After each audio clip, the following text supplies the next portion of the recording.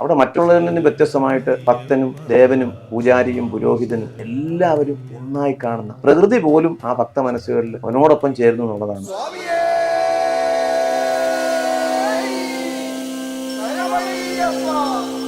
സ്വാമിയേ ശരണമയ്യപ്പ, അയ്യപ്പ അയ്യപ്പ എന്നുള്ള വിധി മാത്രമേ അവിടെ നമുക്ക് കേൾക്കൂ. മണ്ഡലമകരവിളക്ക് കാലത്ത് ശരണം വിളിയുടെ ആ ഘോഷങ്ങൾ മാസങ്ങളോളം അതവിടെ നിൽക്കും.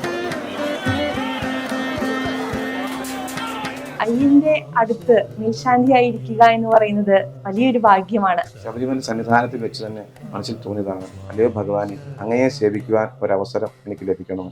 ആ കാനന ക്ഷേത്രത്തിൽ ഇത്രത്തോളം വിശ്വസിക്കുന്ന ജനങ്ങൾ ഈ ലോകം മുഴുവൻ നിറഞ്ഞിരിക്കുകയാണ്. അപ്പൊ അത്രത്തോളം ആളുകൾക്ക് അവരുടെ വലിയ ഒരു സമാധാനമാണ് അയ്യനോട് ഒരു കാര്യം ഉറപ്പിച്ചു.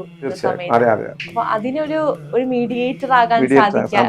നട അടച്ചു കഴിഞ്ഞാൽ അവിടെ തികച്ചും കാനന ഭംഗി നിറഞ്ഞ ആ ഭഗവാനും ഞാനും മാത്രം ഉൾക്കൊള്ളുന്ന ഒരു അന്തരീക്ഷം. ഒരുപക്ഷെ പറഞ്ഞാൽ വിശ്വസിക്കാത്ത തരത്തിലുള്ള അനുഭവങ്ങളാണ് പലരും പങ്കുവെച്ചത്. അതൊക്കെ കേൾക്കുമ്പോഴാണ് കലിയുഗവരതനായ ആ ഭഗവാന്റെ അത്ഭുതങ്ങൾ നമുക്ക് മനസ്സിലാക്കാൻ സാധിക്കും.